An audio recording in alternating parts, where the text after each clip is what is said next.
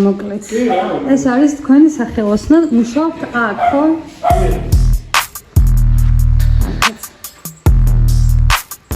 გამარჯობა. გამარჯობა.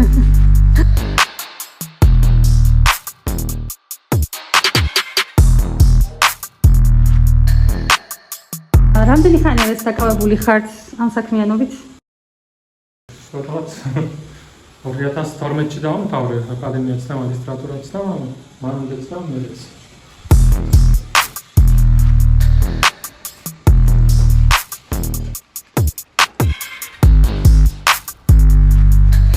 ეს ჯარისთვის არის, დაკავებული. ეს შეკვეთა. და შეკვეთების გარეშე თუ მუშაობთ ხოლმე თქვენი სიამოვნებისთვის და თქვენი მუზისთვის, ესე რომ ვთქვათ.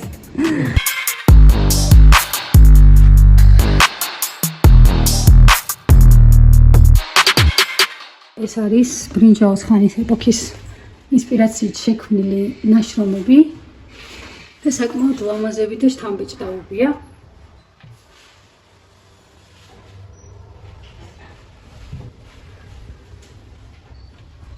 კარგად ჩანს სხვადასხვა კულტის თაყვანისცემის ნიშნები, როგორც ბრინჯაოს ეპოქაში იყო და ეს სული კარგად არის გადმოცემული და დაჭერილი.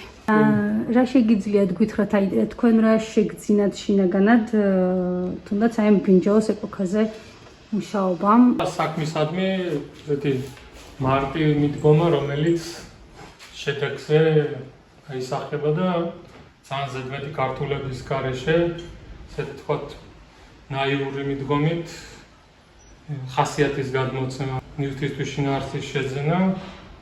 ეს ძირითადია, რაც ბრინჯაოს ხანას ახასიათებს და რისი აღებაც იქიდან საინტერესოა ჩემთვის. მაგ მიდგომით არის ეს ქვის ნამუშევარი შექმნილი. ეს ხო? კი. ამაზე არის საუბარი. კი, მდინარის პირას ნაპოვნი ქვა არის. დაახლოებით ოდნავ შეცვლილი ფორმები აქვს. უბრალოდ გაძლიერებულია რაღაც მომენტები და თვალები მინანქარია, თვალების მომენტი და ხელები ბრინჯაოს. ძალიან ლამაზია. ეს იმ დროისთვის არსებული სამკაულები, რომელსაც იყენებდნენ. წიგნის სანიშნეები. ბრინჯაოს ხანის ნივთების თანამედროვეობაში დანერგვის ერთ-ერთი საშუალება არის. მეგობრებო, გინახავთ თქვენ ესეთი ლამაზი წიგნის სანიშნეები? ესეთი სახით არის. ერთგვარი სამკაული არის წიგნისთვის. ძალიან უხდება. თანამედროვე ინტერიერში და თანამედროვეობაში ვცდილობთ ინტეგრირებას, ხო? კი.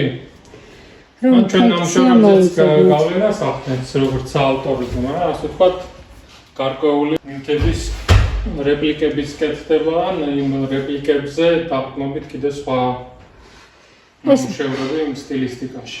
ეპოქისთვის ერთ-ერთი დამახასიათებელი ნიშანი იყო ბორთქლის ძალის გამოყენების ადამიანებისთვის. და თვითონ ბორთქლის მატარებელიც ერთ-ერთი სიმბოლო არის ინდუსტრიული რევოლუციის. აი აქაც გვაქვს ძალიან საინტერესო ეს ძვალია. ძვლებით ხარის ძვალია დამუშავებულია და მერე თმის სარჭები არის, ბეჭდები რა.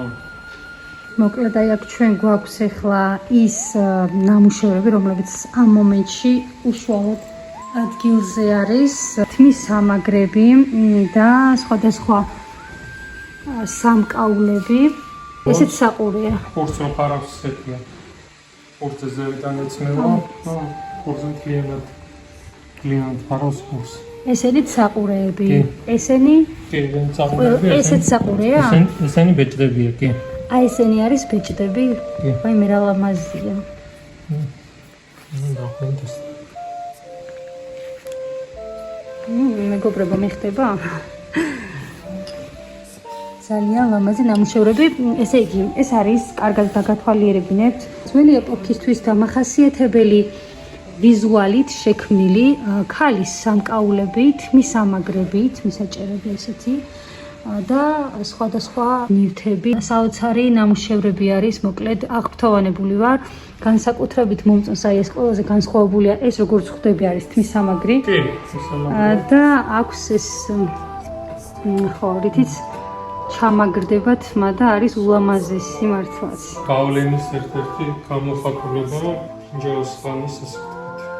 თქვენ როდის მოგივიდათ კონკრეტულად სამკაულების დამზადების იდეა და რატომ მაინც და მაინც ბრინჯაოს ეპოქის აკადემიის სწავლის პერიოდიდან არქეოლოგიით კურსს გავდიოდი და იქიდან მოყოლებული არქეოლოგიითაც დაინტერესებული ვიყავი. ანუ არქეოლოგიამ მოახდინა მაინც თქვენზე გავლენა, რომ წასულიყავით უკვე ამ კუთხით. ერთ-ერთი ეტაპი იყო, ასე ვთქვათ, სწავლების და რომელმაც შემდეგში გავლენა იქონია. მინანქარზეც მუშაობ. კი, მინანქარის აი ხეიქვა რა მასალაც საინტერესო არის თვითონ მუშაობის პროცესზე. ერთ-ერთი პირველი ნამუშევარი რაც მინანქარში იყო? კი, ამ მინანქრის და მარმარილოს ჩორჩუთი. ხელოვან ადამიანებს ხშირად ახასიათებს ეგ თვისება, რომ ჭირდებათ გონების გადართვა ერთი ნამუშევრიდან მეორეზე იმისათვის, რომ ზედმეტი ძალისხმევისგან ნამუშევარი არ დააზიანონ. წერტილის დასმის მომენტიც ესეთი მნიშვნელოვანია. ზოგჯერ შეიძლება და გადაამლაშო.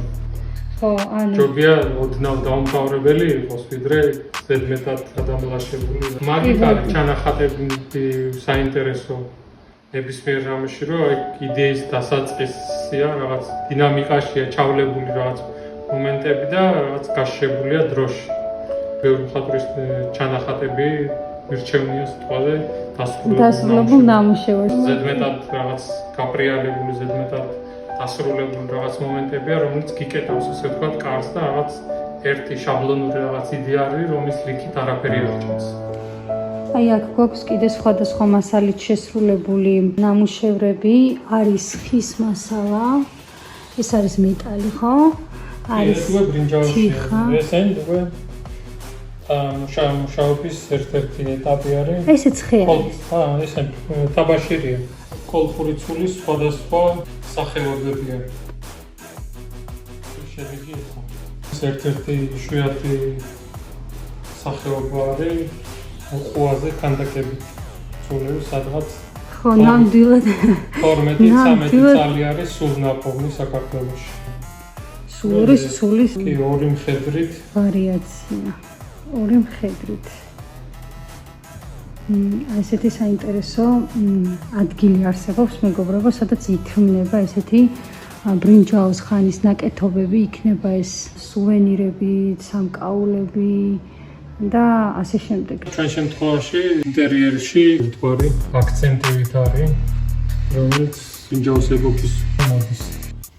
აი ეს სხვადასხვა ზოომორფული ფორმები არის, რაც მაგ ეპოქისთვის საინტერესო იყო მაგის. გარშემო რაც იყო.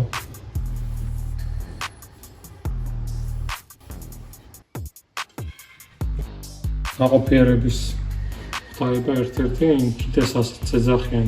ქუთაისის მუზეუმში. ეს კიტესაა? კი. ესე იგი მეგობრებო, ეს არის ნაყოფიერების სიმბოლო კიტესა, რომელიც ამწით და იარაღით არის. ხარზე გადაკიდებული აქვს სატევაბი. ძალიან საინტერესო. ჯარისკაცის მამა. სერგო ზაქარიანზე. გენერალი კვინტაძის დავით აღმაშენებელი. აი აქ კარგად არის დავით აღმაშენებელი ამოტვიფრული. კოლხურცულები არის ესენი რა თქმა უნდა დაკარგული ტარები არის და მაგ ტარების ჩვენეული ვერსია არის. ასე ვთქვათ, სრულყოფილი იერი კონდეს დასრულებული. კოლხური ცულები.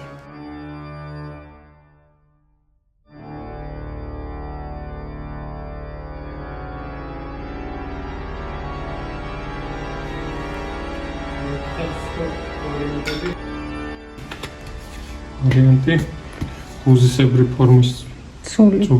მსგავსი ფორმები სპარსულ არქეოლოგიაშიც არის და ეგვიპტეშიც. ისინი ალბათ ხო ეს იარაღები. სატევრებია, ესეც მოკლე სატევარი არის. ესეთი კახურებს ეძახიან ძირთად, ქართლში არის. საომარი იარაღები. კი. ის არის. აფხაზეთში ნაპოვნია.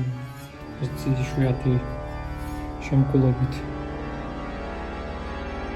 Super დიდი ზომის სატევარი. ეს ხე არის ხო? ხეზე სანათის გარკვეული მომენტები არის. ფუნქციურად სანათია ხო და ამაზე არის ამოტვიფრული კი, უკვე. ანუ ეს სანათი შიგნით იდება. ეს ვთქვათ ნათებისთვის. აქ საინტერესოა უკვე ორნამენტები. ამოჩუქურთმებული, აი ეს განსაკუთრებით. ქართული თემატიკა არის ქრისტიანობის მერე ბრინჯაოს ხანაში როგორც იყო მრგვალი ქანდაკებები. ქებიანი ქალი ფაუნი. ფაუნის ხო, ფაუნის. ეს ხალხმართის ჩემური ინტერპრეტაცია.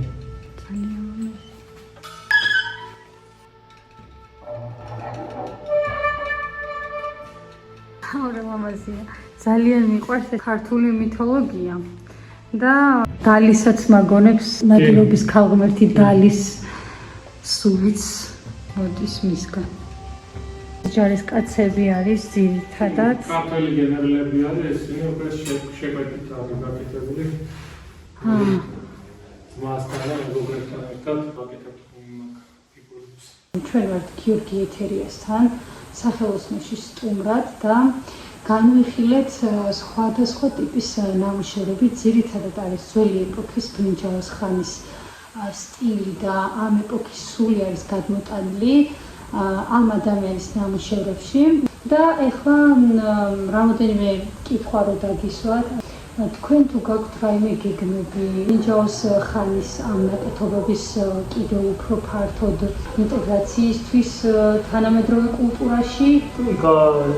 აქამდეც დავდიოდით ხოლმე სხვადასხვა გამოფენებზე, საზღვარგარეთ და ძალიან ინტერესს იწვევდნენ.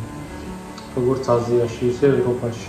მასთან ერთად ის მხატვარი მოქანდაკეა და მეგობართან ერთად რაღაც გარკვეული ისინი თანამშრომლობის მომენტები გვაქვს მეგობართან ერთად, ძირითადად ძმასთან ერთად მუშაობ სულ. რამეს აკეთებთ, იმიტომ რომ ქართული ისტორიის გაცოცხლება ყოველთვის მეტად უფრო აძლიერებს როგორც ქართულ კულტურას, ისე ქვეყანას, იდენტობას ქვეყნას და ერის და ეს ამ კუთხითაც კიდევ უფრო დასაფასებელია. თუნდაც შესვლა იმ მუდის და სტილის სამყაროშიც კიდევ უფრო ფართოდ გაშლა არის კულტურის და ის არ არის, რომ უბრალოდ ჩვენ შეგვიძლია სადღაცას მუზეუმში გვიდოს ეს ყველაფერი ყოველდღიურობაშიც გამოვიყენოთ, როგორც მაგალითად თქვენ აკეთებთ სანათებს და სამკაულებს და ასე შემდეგ. უბრალოდ თქვენ მოგვიყევით, აი თუნდაც სამკაულები რამდენად მოთხოვნადია და როგორ ხდება ესე ვთქვათ მათი ინტეგრირება თანამედროვე სამყაროში. თვითონ ჩემთვისაც საინტერესო რო ყოფილიყო უბრალოდ რაღაც კონსერვაციის ეტაპზე ყოფილი ნივთები რო არ ყოფილიყო და თანამედროვეობაში რო ინტეგრირებული რო ყოფილიყო, ამიტომ ბევრ სხვადასხვა მასალებთან ერთად გამოვიყენა სტილისტიკა მაგნიტების და მაგიტომ ჩემთვისაც მუშაობის პროცესშიც საინტერესოა და ვინც ნახულობს მაგათაც უფრო საინტერესოა. გასაგებიც ხდება, იმიტომ რომ რაღაც ნივთები, რომელიც აქტუალური იყო 3000 წლის წინ, რა თქმა უნდა, დღევანდელობაში ცოტა სხვანაირი კუთხით უყურებს ადამიანი და შეიძლება ისე ვთქვათ, იმ ეპოქის ის რაღაც მომენტებში გაუთვითცნობიერებელი ადამიანისთვის ცოტა რთული მისადგომი იყოს, გარკვეულწილად უნდა გაუმარტივო და ანუ სიტყვაზე ადვილად გასაგები რო გახდეს. ეს ხაზი, ან თვითონ ესთეტიკის ეს ხაზი, როცა შემოდის სტილში, უბრალოდ ვისაუბრებთ კონკრეტულად ხა სამკაულების კუთხით.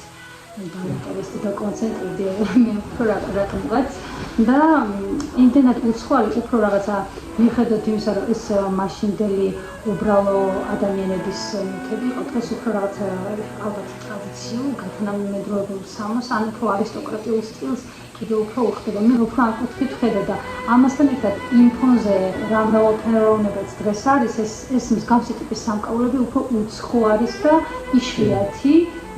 ვისურვებდი, რომ კიდევ უფრო ფართოდ გახდეს არა გავრცელებული, როგორც მითობრივი სახით ამას კი გულისხმობ, უბრალოდ ფართოდ გახდეს მისი სტილისტიკაში გამოყენება, მისი აღქმა და სინთეზის მომძებნა სხვადასხვა ვიზუალებთან და სტილთან. მიზანიც ეგ არის, რომ ქართულ კულტურა რასაც ქვია, კულტურაში აქტუალური იყოს და არა უბრალოდ რაღაც სამუზეუმო ექსპონატი, რომელიც სადაც ერთხელ შეხედავენ თოვანდები, მაგრამ გამოყოლდება და რომელიც დაგავიწყდება და ანუ რაღაც საიდანაც მოვდივართ ძველი მომენტები შენ ინტერიერში, შენ სამკაულად და სხვადასხვა მომენტებზე კონდეს, ანუ თვალში ხვდებოდეს და გავლენას ახდენდეს შენზე. ჩემი აზრით ეს ძალიან გენიალური გადაწყვეტა, იმიტომ რომ თანამედროვე და ძველი ეპოქა თითქოს ხვდება ერთმანეთს მაგ შემთხვევაში და პლუს ამას შთაგონებისთვისაც ბევრად უფრო დიდ გაოფერმებას იძლევა და ძალიან მნიშვნელოვან განვითარებას ნახტომს, როდესაც უყურებ რაღაცას, რაც ძალიან ძველია და ეს იმიტომ რომ ფორმები თავის ეპოქას მაინც ყვებიან და თავის თქმას მაინც ამბობენ, იმიტომ რომ თითოეული ფორმა მაინც დაკავშირებულია ემოციასთან, გრძნობასთან, რაღაც ინფორმაციასთან და სულ რო არ იცოდეს ადამიანმა რო შეხედავს რაღაცას მაინც გრძნობს. ქვეცნობიერთან ადამიანის გარკვეულ კონტაქტს ამყარებს და მაგითაა საინტერესო.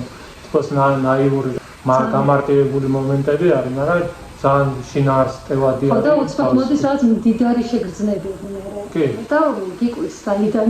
ამ დროს ეს ყველაფერი არის შენი შეხება ძალიან ძველ ეპოქასთან და ეს ყველაფერი გაძლევს ამ მდიდარ შეგრძნებებს. უშვებს თუ არა რომ ეგ გარდა ბრინჯაოს ხანისა კიდე ისე შეიძლება რამე გაგიტაცოთ.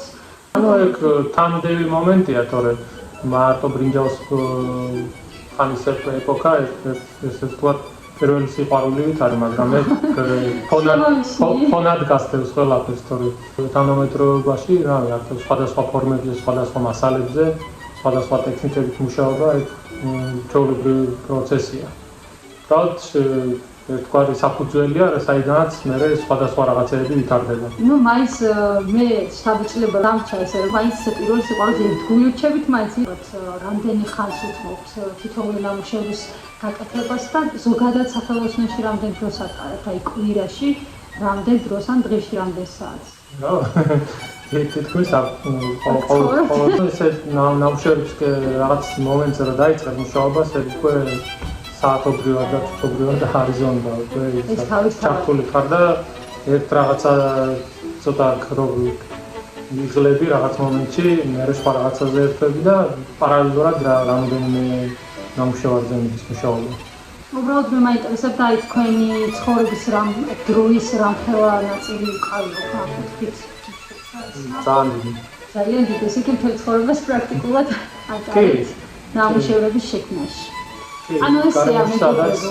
სადაც რაღაცა ხდება, რაღაც შექმნის ნებით რო ხარ ასე ვთქვათ და სადაც საშუალება გაქვს, რომ შენი რაღაც იდეების რეალიზაცია გააკეთო. აი ესეა მეგობრებო, იმის თქმა მინდა, რომ როცა რაღაცას ქმნი და როცა გინდა რამე მნიშვნელოვანი შექმნა, ის აუცილებლად თითქოს შენს ნახევარზე მეტი ცხოვრებას მაინც, ანუ ეს რაღაცა ცოტა ხანი დათმობით რაღაც გრანდიოზულს ნამდვილად ვერავინ ვერ ქმნის, ამიტომ მნიშვნელოვანია რაღაცა მართლაც ისე შეიყვარო, როგორც აი თქვენი მაგალითად გამოძებნე ისეთი, რაც შენთან ძალიან ახლოს არის და რისი განვითარება შეიძლება, მაგრამ რომ უბრალოდ რაღაც ერთის და იგივის გამეორება, რაღაც კოპირების მომენტები არის. სადაც ძალიან მალე არ ამოვიწურებ. კი, ანუ შემოქმედებითაც შენთვის საინტერესო უნდა იყოს და რა თქმა უნდა გარშემოყოფებისთვისაც. იცით რა მაინტერესებს თქვენს ეს ფილმის გაკეთება? კი, რეგვიზიტებად რამოდენიმე ვარიანტი იყო. მუზეუმებისთვისაც ნივთები იყო, რომელიც 90-იანებში საქართველოსთან გაიტანეს და მერე დაიკარგა და მუზეუმში ჩვენი გაკეთებული, ჩვენ სახელოსნოში გაკეთებული ნივთი დღეს. ეს ერთ-ერთი იშვიათი ნივთი არის, კოლხური სული არის ბრინჯაოს კარით. გამოფენასთან დაკავშირებით.